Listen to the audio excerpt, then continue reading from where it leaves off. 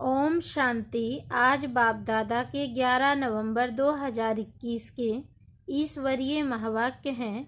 मीठे बच्चे, यही पढ़ाई है जो तुम्हें नर से नारायण, नारी से लक्ष्मी बनाती है। इसलिए पढ़ाई पर बहुत बहुत ध्यान देना है। प्रश्न: बाप द्वारा बच्चों को कौन सा वर्षा मिलता है जो किसी तीर्थ या जंगल में जाने से नहीं मिल सकता? उत्तर: बाप द्वारा बच्चों को सुख शांति संपत्ति का वर्षा मिलता है जो कहीं भी नहीं मिल सकता। मनुष्य शांति के लिए जंगल में जाते हैं, परंतु तुम जानते हो शांति तो हम आत्माओं का स्वधर्म है। गीत: तुम्हें पाके हमने जहाँ पा लिया। ओम शांति। बाप बैठ बच्चों को समझाते हैं, क्योंकि तुम अभी धन के बने हो। बाकी जो भी मनुष्य मात्र हैं वह निधन के हैं। धनी एक बाप को ही कहा जाता है। घर में जब लड़ते हैं तो कहा जाता है, तुम्हारे कोई धनी धोड़ी नहीं है क्या? अभी सारी दुनिया के मनुष्य मात्र लड़ते झगड़ते रहते हैं, एक दो का खून भी कर देते हैं। बाप ही आकर समझाते हैं, यह काम तो महाशत्रु है जिससे सभी आदि मद्दंत दुख पाते हैं।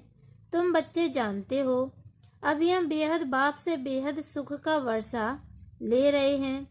मनुष्य भल कहते हैं हमको शांति चाहिए, परंतु शांति क्या है, कहाँ से मिलती है? क्या जंगल में जाने से शांति मिलेगी? सुख शांति कब और कौन देते? तीर्थों पर किस लिए जाते, यह भी कोई जानता नहीं। सिर्फ सुना है कि भक्ति करने से भगवान मिलेगा, जानते भगवान को भी नहीं। बाप कहते हैं, मैं आकर तुम बच्चों को सुख शांति देता हूँ। अब सुख शांति संपत्ति किसके पास नहीं है, देने वाले को भी कोई नहीं जानता। बाप आकर समझाते हैं, तुम गाते भी हो, दुख हरता सुख करता। गांधी जी भी पुकारते थे कि हे पतित पावन आकर पावन बनाओ। गाते हैं पतित पावन सीताराम, परंतु अर्थ का पता नहीं।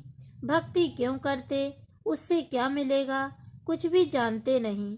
यह भक्ति की भी ड्रामा में नूंद है। द्वापर से रावण राज्य शुरू होता है। मनुष्य यह नहीं जानते कि रावण क्या चीज है। कब तक रावण को जलाते रहेंगे? भल उनका नाम कब हुआ, जन्म कब हुआ? रावण के भी बुत को बनाकर जलाते हैं, आत्मा कभी जलती नहीं। यह सब बातें तुम बच्चे ही जानते हो। आज से 5000 वर्ष पहले भारत स्वर्ग था। इन लक्ष्मी नारायण का राज्य था। लक्ष्मी नारायण को ही भगवती भगवान कहा जाता है। फिर त्रेता में राम का राज्य था। उनको यह राज्य कैसे मिला, फिर वह राज्य कहाँ गया, यह कोई नहीं जानते। अर्थात रचना के आदि मध्य अंत को कोई जानता नहीं। तुम इस नॉलेज से स्वर्ग के मालिक बनते हो। स्कूल में पढ़ाई से कोई वकील जज बनते हैं, लक्ष्मी नारायण नहीं। यह किस पढ़ाई से पद पाया, यह किसको पता नहीं। भगवान वाच, मैं तुमको राजयोग सिखलाता हूँ। ऐसा कोई नहीं होगा जो कहे कि मैं तुमको यह बनाता हूँ। तुम बच्चे जानते हो यह लक्ष्मी नारायण की डिनास्टी इस पढ़ाई से बनी है। दुनिया इन बातों को नहीं जानती। सतयुग के लिए भी कह देते लाखों वर्ष, तो यह कैसे जाने कि लक्ष्मी नारायण कहाँ गए? देख भी रहे हैं कि भारत में ही लक्ष्मी नारायण के बहुत चित्र हैं। ढेर मंदिर बने हुए हैं। समझते हैं इनसे हमको धन मिलेगा।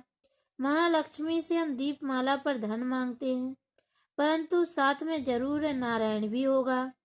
दीपमाला पर पूजा करेंगे, फिर उन्होंने अल्पकाल सुख की भावना पूरी होती है तो समझते हैं लक्ष्मी से धन मिलता है। वास्तव में लक्ष्मी नारायण दोनों हैं। लक्ष्मी महालक्ष्मी कोई अलग अलग नहीं है। यह बातें मनुष्य नहीं जानते, बाबा ही समझाते हैं। आजकल मनुष्य तो कह देते ईश्वर पत्थर भित्तर में है। बाप कहते हैं सब पत्थर बुद्धि है। पारस बुद्धि तो सतयुग में है। जब लक्ष्मी नारायण का राज्य था तो सोने हीरे के महल थे। 5000 वर्ष की बात है। शास्त्रों में कल्प की आयु लाखों वर्ष लिख दिया है। बाप कहते हैं यह भक्ति मार्ग से सीढ़ी नीचे उतरनी पड़ती है। ड्रामा अनुसार जब दुर्गति को पाएं तब मैं आऊं और आकर नई दुनिया बनाऊं। अभी तुम बच्चे नई दुनिया के मालिक बनने के लिए राजयोग सीख रहे हो। तुम जानते हो इस महाभारत लड़ाई से पुरानी दुनिया का विनाश होगा। यह ड्रामा बना बनाया है। सतयुग में देवी देवताओं का राज्य था। उनको 5000 वर्ष हुए। 2500 वर्ष सूर्यवंशी चंद्रवंशी राजधानी चली। बाकी द्वापर से रावण राज्य शुरू हुआ। मनुष्य पतित बनते जाते हैं, परंतु उनको यह पता नहीं तो हमको पतित किसने बनाया, हम पावन थे, पतित कैसे बने। बाप आकर समझाते हैं रावण राज्य शुरू होने से तुम पतित बनते जाते हो। रावण के जन्म को अभी 2500 वर्ष हुए। शिव बाबा के जन्म को 5000 वर्ष हुए। उनको राम उनको रावण राज्य कहा जाता है। वास्तव में राम कहना नहीं चाहिए। आजकल मनुष्यों के नाम रामचंद्र कृष्ण चंद्र रखते हैं। 5000 वर्ष पहले भारत सोने की चिड़िया थी। उनको गोल्डन एज्ड वर्ल्ड कहा जाता है। वैकुंठ था, परंतु कहाँ था यह कोई नहीं जानते। आत्मा क्या है, परमात्मा क्या है, सृष्टि क्या है, कुछ भी नहीं जानते। तब उनको कहा जाता है तुच्छ बुद्धि। ऋषि मुनि रचता और रचना के आदि मत दंत को नहीं जानते। तब तो कहते हैं नेति नेति।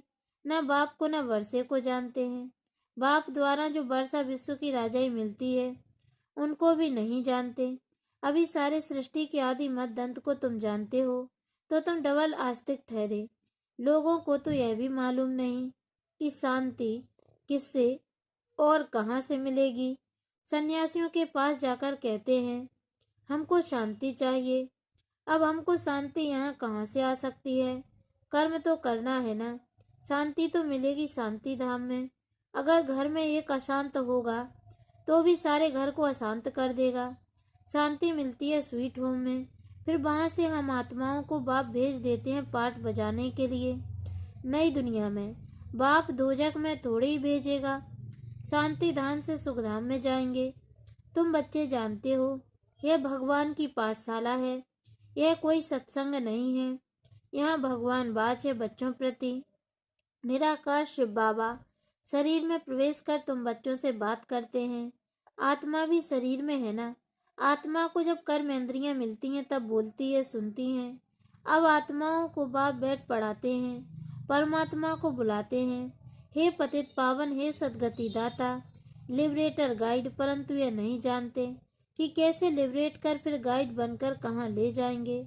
सिर्फ चिल्लाते रहते हैं। अब गॉड फादर आया है, तुम बच्चों को गाइड कर रहे हैं। खुद तुमको शांति धाम में ले जाते, फिर तुम आप ही सुख धाम में चले जाएंगे। बाप एक ही बार आकर सबका गाइड बनता है, फिर नई दुनिया में बाप गाइड नहीं करेंगे। इस समय मनुष्य सब पतित होने के कारण यह नहीं जानते कि हम वापस घर कैसे जाएं। उड़ नहीं सकते। भक्ति बहुत करते हैं वहाँ जाने के लिए, परंतु ये नहीं जानते कि हम पतित हैं, इसलिए जा नहीं सकते। पतित पावन बाप आकर जब पावन बनाए तब हम जा सकें। अब बाप पावन बनने की तुमको युक्ति बताते हैं। सबको पतित से पावन बनना ही है। अभी कितने ढेर मनुष्य हैं। सतयुग में जब देवताओं का राज्य है तो 9 लाख नए झाड़ में होते हैं। पहले थोड़े पत्ते होते हैं ना, फिर बड़ा होता जाता है। पहले एक ही धर्म वाले हैं। तुम अभी अपने को नरकवासी नहीं समझेंगे, बाकी सब है नरकवासी, परंतु अपने को समझते नहीं हैं। इस समय सूरत तो सबके मनुष्य की है, सीरत बंदर जैसी है। बड़े बड़े राजाएं भी लक्ष्मी नारायण के चरणों में झुकते हैं। अब वह कोई पतित को पावन बनाने वाले नहीं हैं, अथवा वो कोई रहम दिल थोड़ी है। जब कोई दुखी हो तो उन पर रहम किया जाए। रहम दिल एक बाप ही है।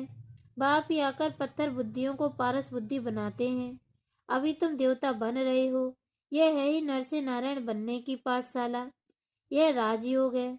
ऋषि मुनि यह नहीं जानते कि गीता का राजयोग किसने सिखाया। गीता को बिल्कुल खंडन कर दिया है। समझते हैं कृष्ण ने राजयोग सिखाया था। कहते हैं कृष्ण भगवान वाच मन बना भाव। अब कृष्ण तो परमात्मा है नहीं, वह तो सतयुग का प्रिंस है, जो ही संगम युग पर राजयोग सीखकर राजाई प्राप्त करते हैं। उनको फिर भगवान बना दिया है। ढेर मनुष्य गीता सुनते हैं, परंतु एक को भी पता नहीं कि गीता का भगवान शिव है न कि कृष्ण। कह देते हैं सब एक ही है। ऐसे मनुष्यों से भी माथा मारना पड़ता है। 63 जन्मों से समझते आए हैं कि कृष्ण भगवान है। द्वापर से शास्त्र बने, जरूर पहले पहले गीता बनी होगी। यह शास्त्र सब है भक्ति मार्ग के, ज्ञान मार्ग का एक भी शास्त्र नहीं। गीता है नंबर 1, बाद में यह वेद उपनिषद बने हैं। वह भी गीता के सब बाल बच्चे हैं। वह पढ़ते पढ़ते नीचे उतरते आए हैं। अब 84 जन्म पूरे हुए हैं। अब चल रहा है पहले नंबर पर। अब तुम फिर सतयुगी लक्ष्मी नारायण बनने के लिए यहाँ पढ़ने आए हो। सब तो लक्ष्मी नारायण नहीं बनेंगे। यह राजधानी स्थापन हो रही है, परंतु किसने राजधानी स्थापन की, यह किसकी बुद्धि में नहीं आएगा। कलयुग में इतने ढेर मनुष्य हैं जो खाने के लिए अनाज भी नहीं मिलता, और सतयुग में सिर्फ लक्ष्मी नारायण की राजधानी होगी। यहाँ देखो कितने धर्म हैं। सामने महाभारी महाभारत लड़ाई भी खड़ी है, फिर भी मनुष्यों की आंखें नहीं खुलती हैं। तो यह महाभारी लड़ाई कल्प पहले भी लगी थी। उनके बाद क्या हुआ कुछ नहीं जानते। यह सब बातें तुम ब्राह्मण ब्राह्मणियां ही जानते हो। तुमको बाप ने ब्रह्मा द्वारा अडॉप्ट किया है। भगवान तुमको पढ़ाकर यह लक्ष्मी नारायण बनाते हैं, तो अच्छी तरह पढ़ना चाहिए। सिर्फ बाप को और नई दुनिया को याद करो तो तुम नई दुनिया में चले जाएंगे। फिर अगर अच्छी तरह पढ़ेंगे और पढ़ाएंगे तो राजा रानी बन सकते हैं।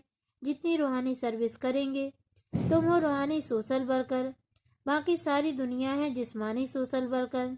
तुम आत्माओं को बाप रोज ज्ञान देते हैं, आत्माओं की सेवा करते हैं ना, उनको कहा जाता है आत्माओं की सेवा, जो सिखलाते भी हैं स्पिरिचुअल फादर।